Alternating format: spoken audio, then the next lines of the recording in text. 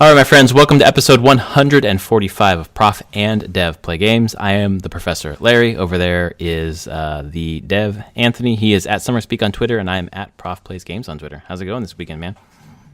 It's going good. Yeah? Relaxing this weekend. Sounds amazing. It does. It's been good. You weren't throwing a 1-year-old birthday party? I was not throwing a 1-year-old birthday party. I did take my kids to a foam sword battle. That was fun. Dang, that sounds pretty rad. Put on by the library. Oh, nice. Did you partake at all? A little bit. Until my daughter decided that she didn't want to be a goblin anymore. And she was done. They split it up so that the older kids were actually like battling. But then 5 and under are just ones that didn't really feel like they want to participate in like full-on foam sword battle. Can be goblins. And they can't knock anyone out. They can't be knocked out, but they can annoy the crap out of anyone.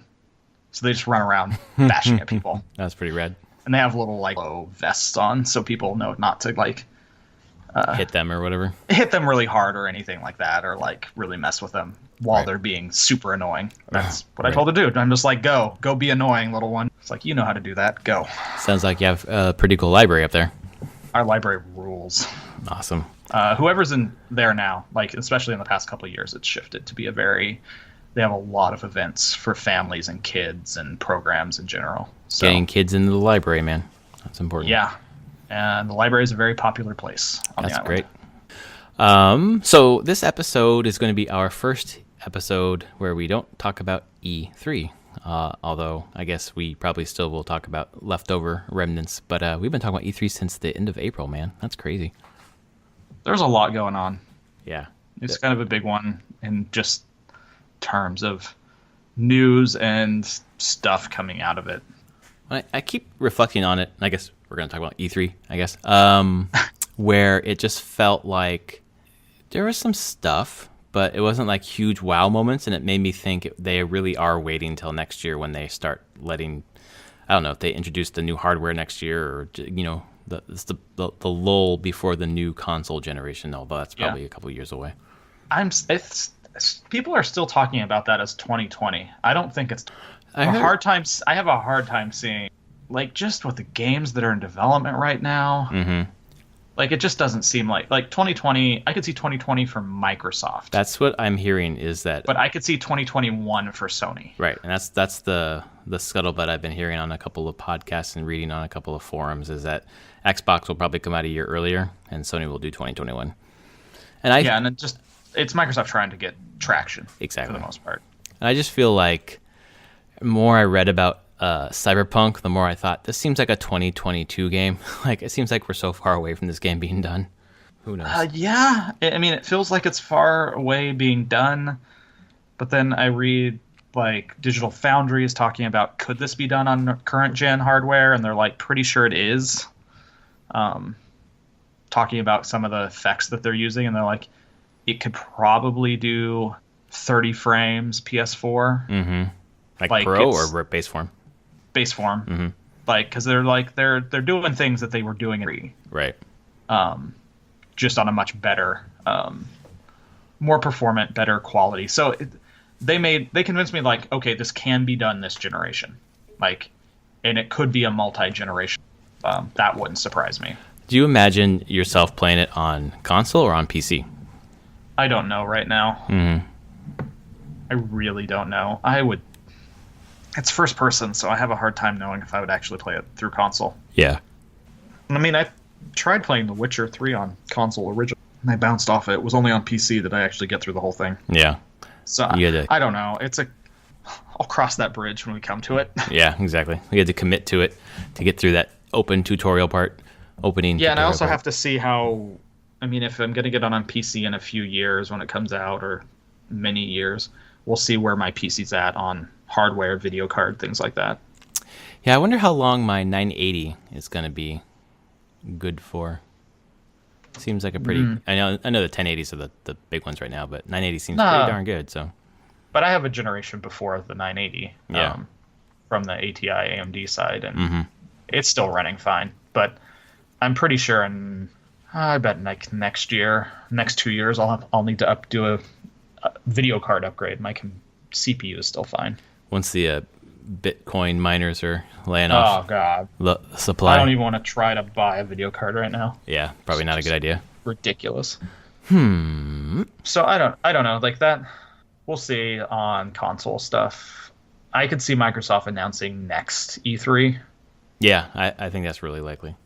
but Sony won't. No, definitely not. I don't think Sony doesn't need to. Hell no. They can sell a ton of software right now on all the Yeah. consoles they have out there. So The only thing I can see them doing is doing like, fine, we're gonna do a PS5, but it's fully compatible with PS4. yeah, Like it's just the next iteration of the Pro or whatever.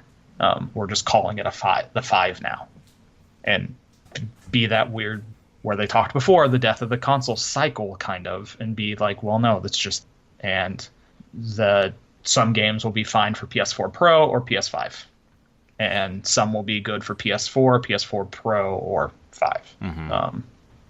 I could just see them doing a 5 and then fading out the 4. right. But That would make but we'll see. That would make the transition easier for both Yeah. Microsoft and Sony to, someone like me who would gradually move on to the next generation. But if I could still play some of the newer games on the older hardware at, taking a hit in terms of graphics or whatever, I would probably do that for a while. And then eventually I'd still have a library that I could transfer right over, and I would feel like I wasn't losing my backlog or my games or whatever. Definitely something to that. I mean, it will probably hurt them on like just initial sales some, Right. because not you don't everyone need it. will upgrade. They Yeah. don't need to do it, Right. but in the long run, it might be better. And honestly, they get a lot more money out of software sales anyway. Right. So That's why I think, like you said, Sony's not ending their generation anytime soon, because that's just where they're making all their money right now. yeah, So but Microsoft needs to. They need to change something. Yeah, no, absolutely. And I think this conversation kind of lends into what our discussion is going to be tonight.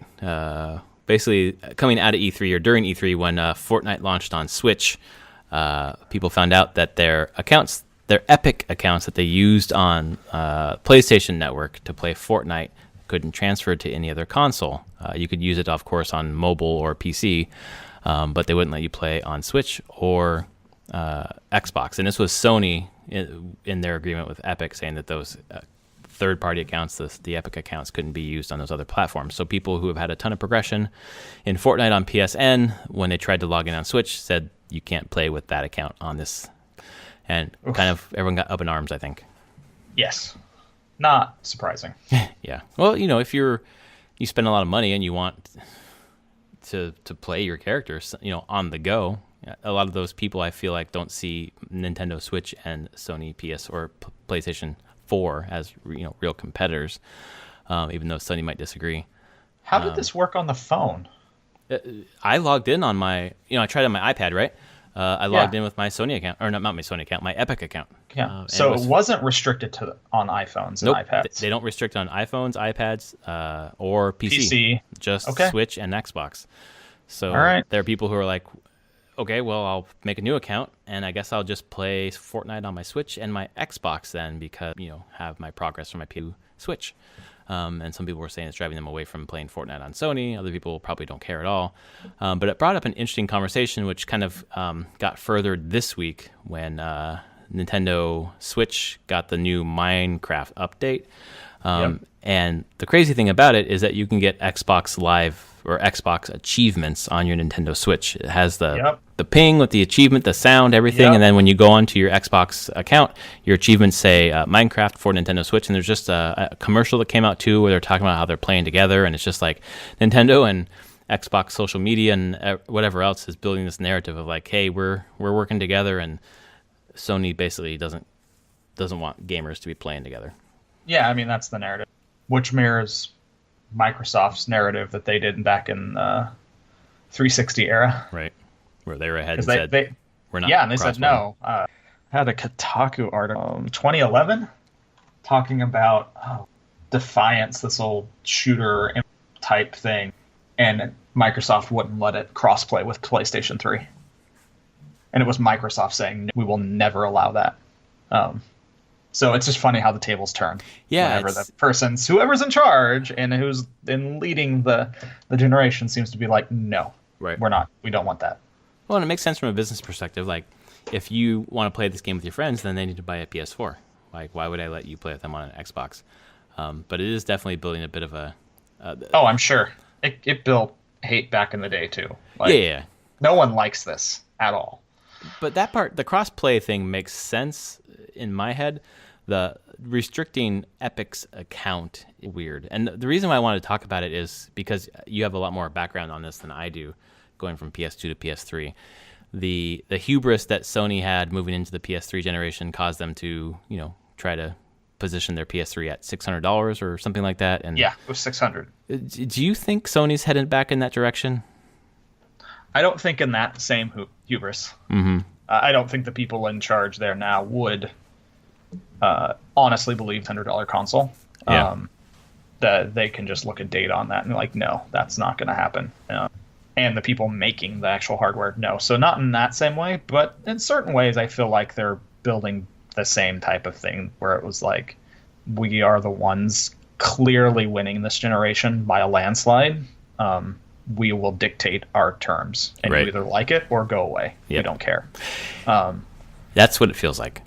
Which has been everybody won the console generation. Yeah. I wish the cycle would end, but clearly these companies have no interest in ending it. Right. Because probably business and money, and like you said, like internally, that's what it all really comes down to. Yep. And it makes sense that Nintendo and Microsoft, being the underdogs of the generation, are like, well, let's work together to both increase our market share. Right.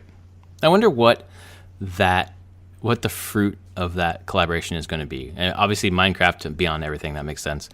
That seems like I don't want to say a small thing because I know Minecraft is a huge game, but I don't know where they go from there. Like, it seems like is this like the start of some sort of relationship, or is this just like a one and done thing?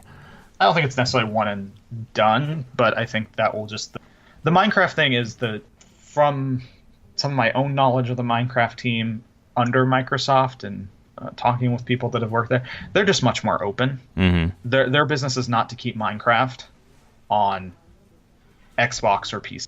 Right. They want Minecraft everywhere. Microsoft didn't pay $4 billion to lock it up, to just limit it. They want it as many possible places as they can get it. And you've seen it.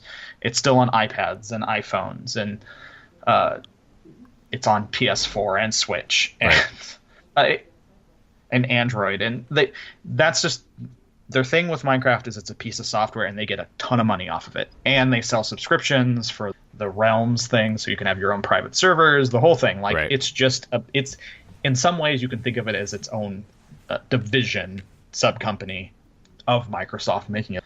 So that's a hard one to say, because Minecraft is on Switch and it talks with other Microsoft, the consoles, and does the achievements, that they'll do that for other things. Not necessarily, but yeah, that's what I keep coming back to. Where, like, what else could there be that would let's go Xbox to Nintendo direction for right now. What else could there be from Xbox that could go on to Switch that would make sense? Like, would they put old Rare stuff? That's exactly where I was going. Like, the Xbox had that Rare replay come out, where it's like 30 of Rare's games. Would they put that out on the Switch and let you get? I don't know, because that's done under Microsoft Games, which is a different division. Minecraft is not part of that division.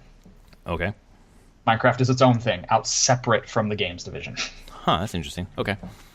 That's why they just do what they want, how they're going to do it. It's not. They might report into the game. I don't know. It's much more complicated, but like Rare reports to Microsoft Game Studios. So it's just one of those things where mess there. Rare stuff is what I could see come over if they just want to do software sales. Right. Because they've sold as many as they probably will on the Xbox, then try it out on Switch, maybe. It's definitely a thing of they still want that as exclusive to Xbox. Right. I keep thinking the achievement thing, like that. I don't know how hard or easy that is to implement. I've got Minecraft on my phone on iOS, and I get achievements for it. Oh, really? Oh, okay. Yeah. So that's just been in place then. Okay. That has been in place. Okay. That was one of the weird things when it first came to iOS and the whole thing, and they put it on these updates, and you're like, oh, That's weird. I got an Xbox Live achievement while I was playing on my phone. Okay. Uh, So that it's not necessarily a thing of they've built this complex system, so it wouldn't be just for one game. It's that they've already done it, so might as well just do it on Nintendo too. yeah, why not? Okay. Like, that's what Minecraft they want it to be. They Yeah. want it to be everywhere and available to everyone. I don't think the Microsoft Studios are going to do it. Third parties, though, I see will probably doing a lot more crossplay between Switch and Xbox One. Yeah. I mean, it just shows up If your they player can, base, right? like, yeah, why not? Yeah. It doesn't matter if Sony's going to do it or not. Like, whatever. But realistically, I think like Switch plus Microsoft would be about the equivalent consoles as Sony right now. Right. Maybe less still. Well, the interesting thing about that calculus is if you look at the discrete number of people who own an Xbox One and the Nintendo Switch, if the one person who owns an Xbox and the one person who owns a Switch might be the same person. Exactly. So the overlap might be large. But anyway, it's still, I think it's an interesting marketing, I don't know, turn right now, but it just seems like marketing. I'm hoping if we get one other thing out of this, it's that we get a Nintendo, a Microsoft property on Nintendo for Smash Brothers, and then, like Banjo-Kazooie, for example. And I feel like, Phil Spencer's already said, like, we want to do that. Like, that's a great. Battletoad. Fucking hell, a Battletoad would be perfect. I don't know if it's as iconic as Banjo-Kazooie would be, but a Battletoad is like born to be in that game, It kind of. Man, that'd be fucking rad. We'll see. I mean, they're not. A long time ago, I say, no way would Sonic ever show up in Smash Brothers. Right. And we have Sonic in Smash Brothers, so. Well, now you've got this new one where it's got fucking Snake and Sonic and Pac-Man and fucking Mega Man and all these, and probably another Konami character by the name of Simon Belmont. So just who the hell knows, man? Yeah. So, I mean, we talk about all this stuff, like, yeah, it's kind of a dick move on Sony's part. Historically, though, it's made no difference on sales. Right.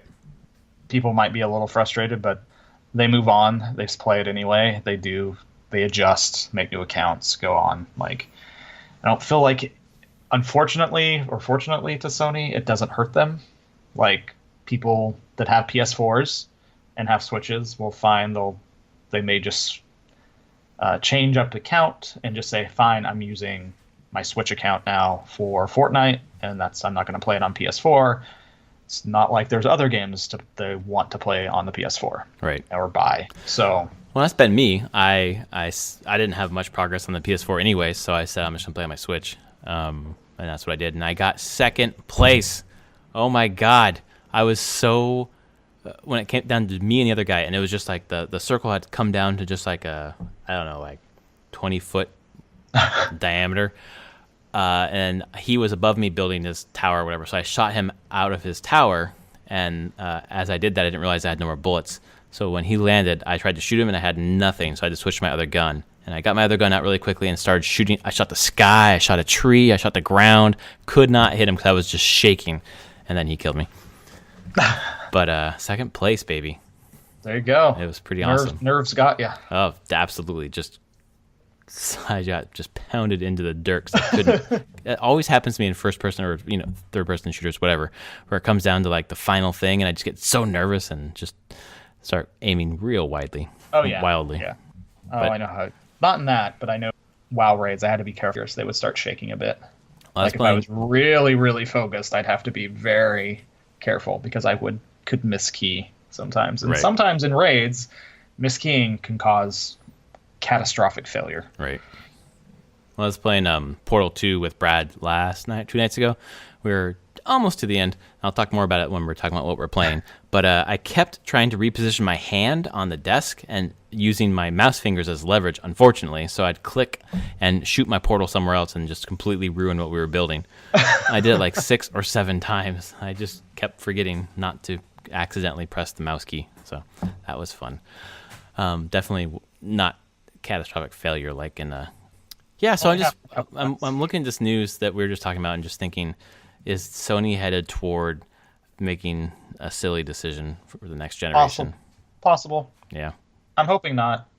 From a hardware standpoint, I don't think so. 'Cause I actually do have a lot of faith in Mark Cerny as the architect of the hardware.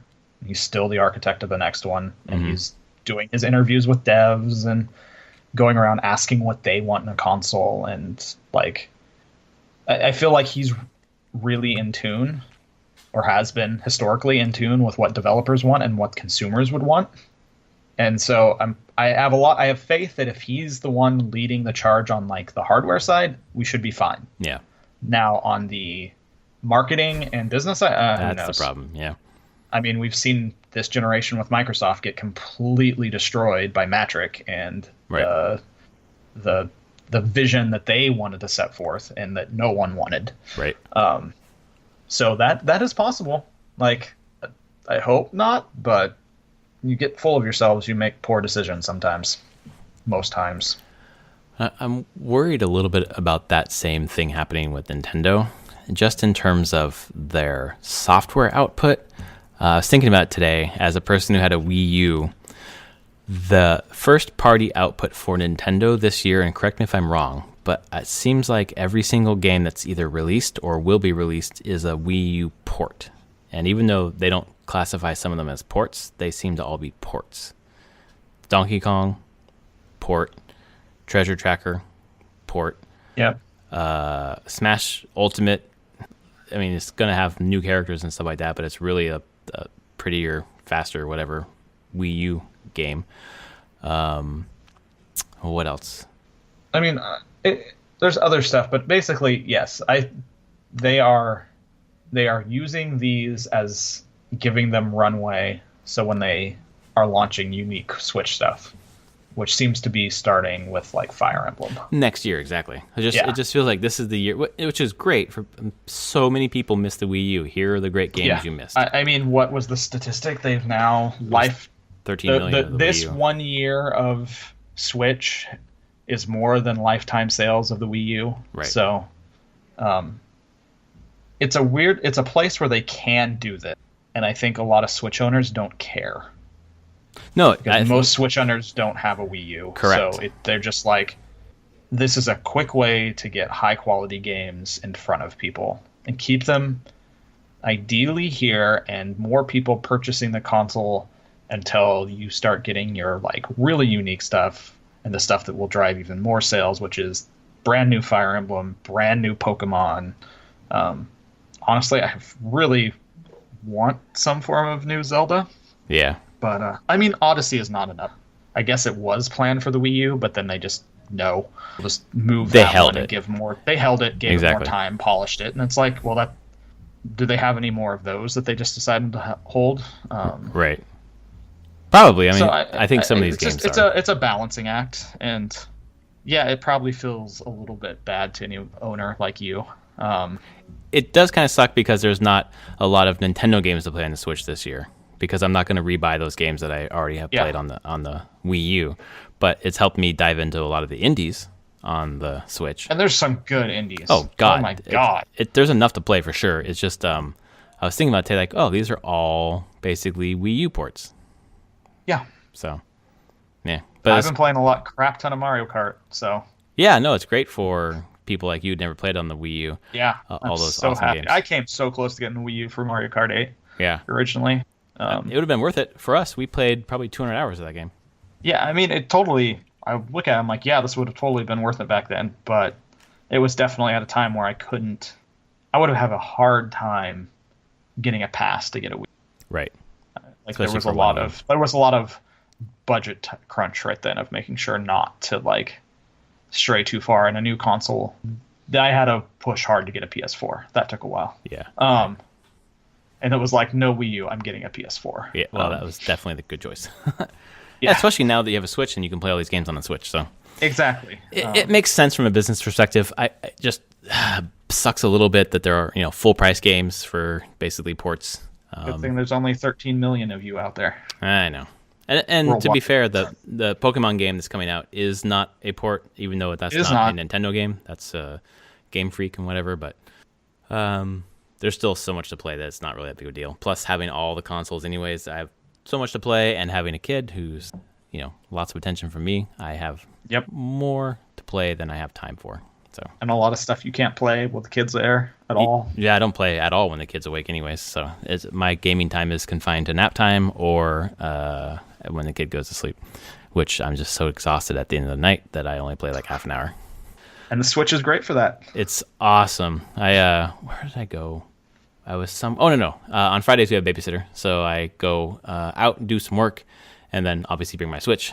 And earlier I'd bring my 3DS for Chrono Trigger, but now that that's beaten, I put a lot of time into Battlechasers that I'll talk about later. And it's just like, nice. I could pick it up, play for 20 minutes, then go back to my emails, and then go back and just pick up and play. It's just awesome on that thing. And it's just quick little bursts, and then I'm done. And, playing a turn-based RPG, it really is set up to be bite-sized anyways. Yeah. And I don't have to worry about save points, which is awesome. Yeah. I think this is a good point to transition into what we're playing. Yeah, that makes sense. We've had a lot of stuff, because we're talking about this, and I'm like, well, tonight I went out, had dinner at my in-laws, and on the ferry ride back, I had the Switch with me. My wife basically challenges me to Mario Kart. So we just pop out the Switch, pop off the Joy-Cons, kickstand goes out, and just put on the dash of the car. You were living a commercial. We play one of the Grand Prix on the ferry ride home. And the kids are back behind us cheering, having a blast. And yeah, we were a commercial, and it was fantastic. That's fucking awesome. So yeah, that's the first thing. I've been playing some Mario Kart, not like an insane amount. But, who do you choose? Who's your racer? I jump around. I've done Mario and Yoshi. I did Inkling. Oh, nice. On the way over, it makes no difference, right? No, I mean it does in terms of I've noticed between the lighter ones and the heavier ones. Yeah, I could see that. So just in terms of, it matters if you stop and start a lot. Like if you get hit by a lot of items, if you have a small character, you get up to top speed faster. But if you never get hit, like I'm usually always in first place, so it doesn't really make it. So you get the onslaught of things that come at you for the last third of the last lap. Yeah, so that's when blue having a lighter shells character and helps. Blue shells and lightning bolts and yep. Oh my god, it is insane, that game, especially when you're playing not just against AI but against other people, and it's just real fun. Yeah, been having a good time with that, and really my wife's been playing it too. That's awesome. I'll just leave it in the room, and it's a Switch. It's super easy. She'll just grab it, play it, and put it back when she's done. And yep. Kids are loving it. My daughter came in first place for the first time ever. She was so excited. She was so excited. She was flipping out when she got into first place, and just, oh my god! And then she won a race in first place, and it was the most amazing thing ever. It's like when I was getting almost to first place in Fortnite, but I screwed it up and she didn't. That's awesome. She did not screw it up. Is she using the quote unquote bumper mode, or is it I don't know. It's 50cc. But the bumper mode is basically makes it so you can't leave the track. Like if you veer off track, it'll keep you on track. I have no clue. Oh, okay. Well, if you didn't turn it on, then probably not. I didn't. We never turned it on. Then she's playing regular then. That's cool. Okay. It does some steering for you, clearly. You can fall off the track. I know that. I've fallen off plenty of times. There's a mode they introduced for this one where it's like you cannot fall off the track. No, you can totally track. So I've been playing a lot of that and really appreciating that game. It's such a good Mario Kart. Yeah, it's the best, and I played a lot of them. Yeah. It's so good. On that note, when the Switch is docked playing on the TV, the Switch gets really hot. Oh, really? For that game? Well, yeah, because there was a point whenever we played it for hour and a half connected to the TV through the dock, and we're playing, and then we finished, and I was putting the Joy-Cons back on it and pulling it out, and you could hear the little fan in there just going. Yeah. I was like, oh my god, Switch. There's a lot of shit going on in there, man. Don't overheat on me, little buddy. Don't overheat and die until we get our cloud saves, man. Yeah, please. Oh, that's never happening. About. Yeah, the Switch has been my game. You were giving me a little bit of crap about it this week. Yeah, you were playing a Fallout Shelter. Yeah, I'm still playing it. You talk about just bite-sized little chunk. I gave him $5. They had a little starter pack. I was like, you know what? I've put a number of hours into this. You deserve your money, Bethesda. And yeah, it's a little time waster of a game. Is it deep? Not really. It's a collectathon, but it's probably one of the better collectathons out there for that type of mobile-ish type free-to-play thing. Yeah. And it was less of a game than it is now. They didn't have quests. They have quests now. Like once you hit a certain point, you can start sending your dwellers out on quests. That's cool. Storyline to the quest, not like smart, but it was actually. There's been some that have been just had some humorous dialogue to them. No dialogue choice, but just some funny text here and there. And I'm like, yeah, it's dumb, but it passes the time decently well, and it passes the time right now until I can get Octopath Traveler. So soon, because you finished your 3 hours of the demo, right? Oh yeah, I'm ready to go. Yeah, but I'll be on vacation when it comes out, so right. I'll get it like 3 days later. But I'll be ready to go. With Fallout Shelter, I didn't mean to give you crap, even though I was letting you know that I saw you playing it. But I would have just sent you a message through the Switch to say, "Hey, how's the game?" But you can't on the Switch, which is so dumb. Nope. So, yeah. Nintendo never been great with this whole online thing. Oh my god, it's like they don't even know the internet exists. So I would like to just message my friends and say, "Hey, what do you think of that game?" Or, "Hey, I saw you playing this game." But no, I had to take a screenshot. I had to take a photo with my phone and be like, "Hey, what's going on?" I'm so tempted by Hollow Knight as well. Shoo, boy, that game. I'm not sure if I talked about it last week or not, but I bought it E3.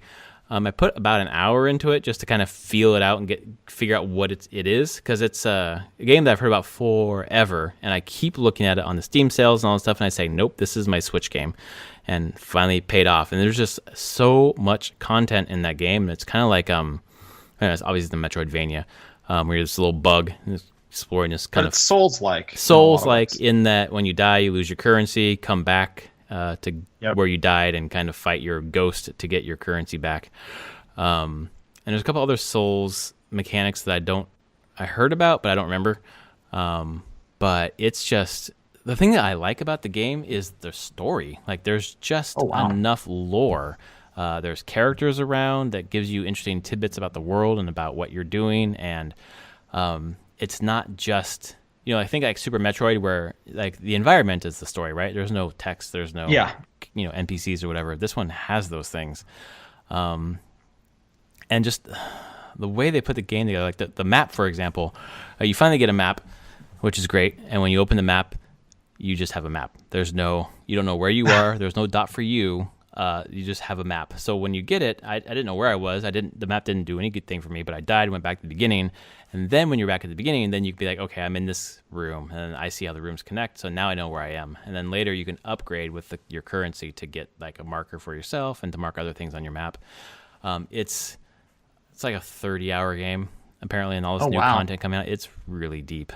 So I had to stop playing it because I know I'm not, like, I want to finish some other games I'm playing first. Before I delve more into that, but that's going to be a huge time sink on the Switch, and it's for $15. The amount of content is just goddamn ridiculous, man. So, I imagine there'll be a sale on it at some point before the end of the year. But it's, I think $15 is more than fair for what it is. Oh, it's a goddamn steal. That should be like double in price. It's really, really good. So yeah, playing that. Speaking of Metroidvanias, I got the Xbox One S hooked up, and I was trying to figure out what I wanted to play. I decided to jump back into Ori and the Blind Forest, and it has consumed my life. Like, every spare moment that I have, which is not very much, sitting in front of the TV, I'm playing that game. I'm finding all the secrets. Like, it's just beautiful. It's really well, like the abilities kind of all fit together really well.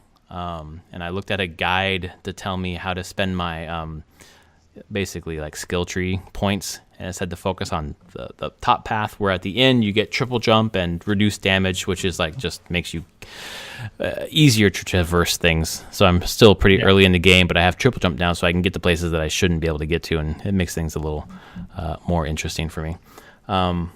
It's just every section doesn't outstay its welcome. Like, you are going through a certain environment or have a certain task to do, and it's challenging. The platforming is challenging, but in a Celeste sort of way, where it's really engaging and really, really fun to do.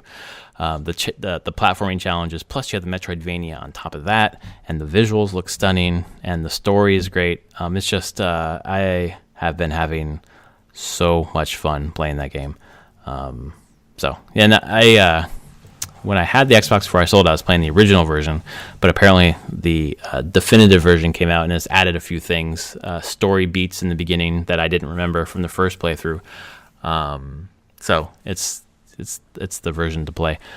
Other thing I've been playing on my Switch is Battlechasers Night War, which is based on that comic from the 90s, I think. But it's a turn-based RPG that is awesome. Like, it is turn-based in all the best ways. Your skills, the way that the synergy that you create between your different characters and their skills, you can really like chain things together to really just wreak havoc on enemies.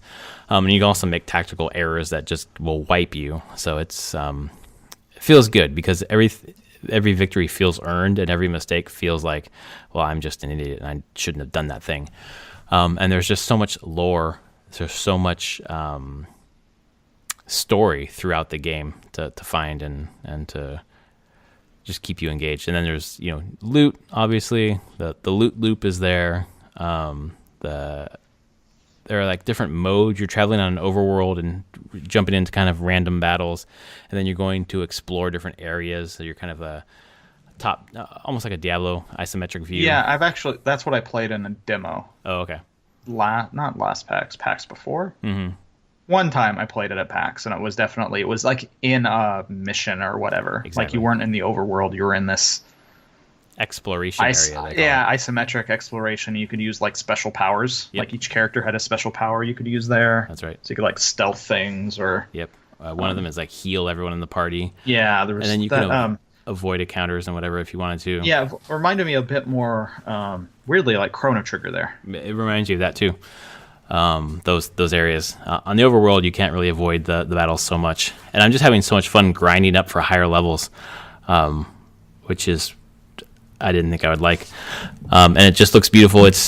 I would manage to get on Amazon for like $25. I think it sells normally for $40. I waited for it on the Switch, and when it launched on Switch for $40, it went on sale everywhere else for $15. And I was like, I can't spend $40 when it's $15 everywhere else. But then the Amazon sale popped up, and I was like, all right, I'm gonna get it.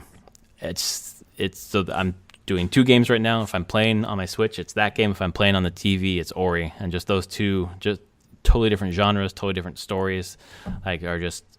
I'm having so much fun playing games right now. It's awesome. That's great. I'm 10 hours into Battlechasers, and I'm 7 hours into Ori. Man, the school being out when I do have free time, and I think before I got a grade, I got a plan, I can't play games. Now it's like nope. Okay, I can play games. Kids in bed? Kids in bed. My responsibilities are done. No work to do. Let's play some games. And it's been just such a good stress relief. And really, those two games right now are just jam. So feel free to keep God of War a little bit longer. Yeah, I'm in a weird when it comes to games. Like I'm like 14 days out from my trip. Make it like just over 2.5 weeks until Octopath Traveler. Right. And so it's just hard for me because I'm like, I really want a new game to really dig into. I should just play God of War. But I also want it on the Switch. Because I'm having a good time just having the Switch either in bed or on the couch. Like, so damn convenient, man. It's very convenient. I'm like, but I just can't buy any. There's no reason to buy anything right now. Yeah. Like, I will have games shortly. Right. So that's another reason Fallout Shelter is just a great kind of just like my time waster. Right. Like, just bide my time, please. Just somewhat focused. Keep me from buying a game. Yeah, kind of. Keep me from buying a game. Yeah. Right now. Yeah, man, you should try. You should keep playing God of War. I hear it's good. Yeah, I hear that too. So brutal though. Holy cow. Yeah. I should just drop the difficulty. Are you on normal? Yeah, I think I'm just on normal. I wonder if I should just drop. That's what I did with Horizon, and it made it a lot more. My way through it just because experience. I'm just like, fine, I'll just play it for the story. I won't do it for. I guess I don't really care about like the prestige of playing it on harder difficulties. I don't care. Yeah. So who are you gonna rep that to? Who cares? Yeah, play the game however you want to. Be like, whatever. Yeah, I don't think your wife fucking cares. She doesn't at all. Oh man. No, and God of War and Horizon 2, like if you care about trophies, they're not locked to difficulty anyway. So, which I is think great. a lot of developers have moved away from that. Yeah, like I think the Naughty Dog games are like you have to beat Last of Us on like the hardest difficulty, and like who the fuck has time for that? Like I know some people do. If you love a game, you really want to get into the mechanics and everything about it, and really challenge yourself with that. But that would take hours, tens of 20, 30, 40, 50 hours for that, and I don't have time for that. I want the story more than anything else, and the gameplay is good too, but the story is where it's at. Yeah. Yeah. So Switch, man, Switch is just like every conference, every time you hear a new game, you're like, well, is that coming on Switch? Hollow Knight? I'll wait. How many people waited for Hollow Knight until it came out on Switch?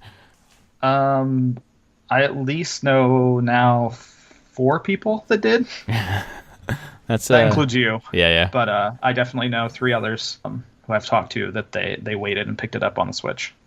Awesome. It's worth it. Worth the wait, for sure. And they had a sale the other day, or a couple weeks ago or whatever. I picked up that, and I picked up Night in the Woods finally.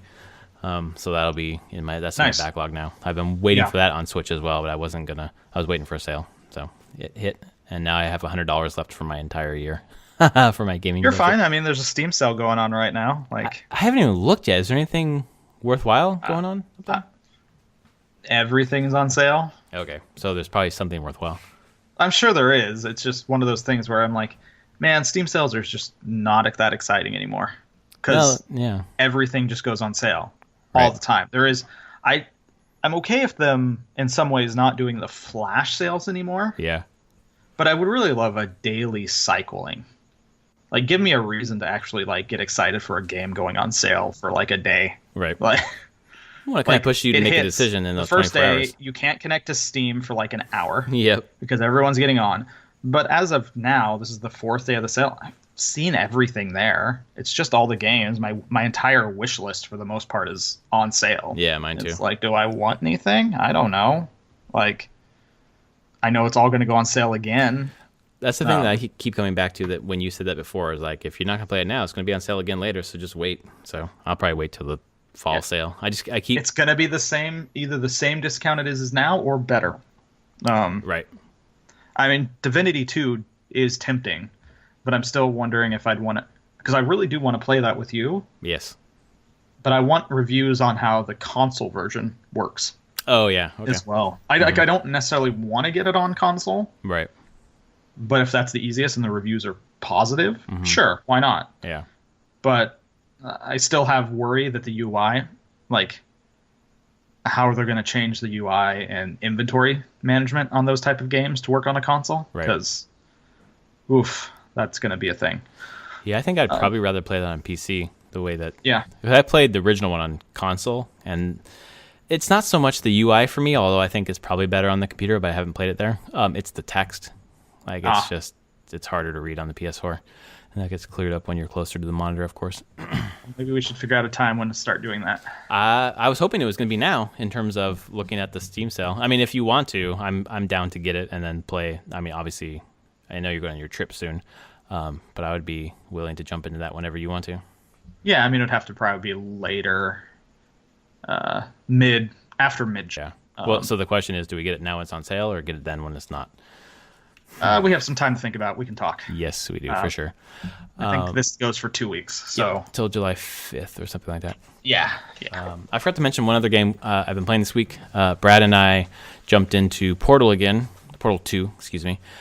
Played 3 hours on Thursday, which I haven't played 3 hours straight of a game in quite a while. That was really fun. Man, I hear people talk all the time about how Portal 2 is like almost a perfect, or maybe even a perfect game. And just the way that the co-op campaign just folds in and folds out and like adds new things and just layers new abilities. And man, just once you get, it took us a couple of minutes to get back into the groove, but once you're in the groove, man, you're just thinking Portal logic, and it flows. There's I can never pronounce his name. It's a Hungarian psychologist who has flow theory, basically. You probably heard of it. Oh, I know what you're talking about. Yeah, exactly. I don't know his flow theory. It's Mikhail Selashibida, blah, blah, I don't know his last name. That was terrible. But basically, The optimal state is when things aren't too hard or too easy. It's just right in the middle Yep. there, that sweet spot, and just time disappears. 3 hours went by like 2 minutes, and we were just at the end, but my PC was moved upstairs to the bedroom because of baby, and my wife needed to go to bed, so I had to postpone. So we're going to get back. Yeah. We probably have like 20 minutes left. God damn. It is Yeah. incredible. Portal 2 as like even a non-co-op game is amazing. Yeah. The writing is hilarious. Yeah, in the co-op it's so it is too. good. It's And overall, the plot, like it's just an incredibly well-crafted game. Yeah. From puzzles to dialogue and everything. did you do the co-op campaign? I've never done the co-op campaign. Fuck, man, we should do that. Okay. God, it's probably like 5 hours, maybe 5 or 6. I would do it again. It is such good game. Like this month, the end part of Chrono Trigger, which I liked a lot better than the beginning part. Battlechasers and Ori and fucking Portal 2. Like this is like my favorite moment of gaming this entire year so far. It's none of these games are new. Maybe Battlechasers counts as new. It came out last year though. It's great. And if we could hop into Divinity 2 at some point this summer. Yeah, I think so. I think it needs to happen. Yeah, I'm down. We'll talk more about that later. So that's been episode 145 of Prof and Dev Play Games. I am at Prof Plays Games. He is at Summer Speak. If you like us, please review us. Let people know. Tell a friend. Tell 2 friends. Tell an enemy. Tell your grandma. Tell whoever you want. Listen to our podcast because it's great. Any final words after that? No, I think you covered it there. Cool. Perfect. All right. Well, we'll see you next week, folks. All right. Later.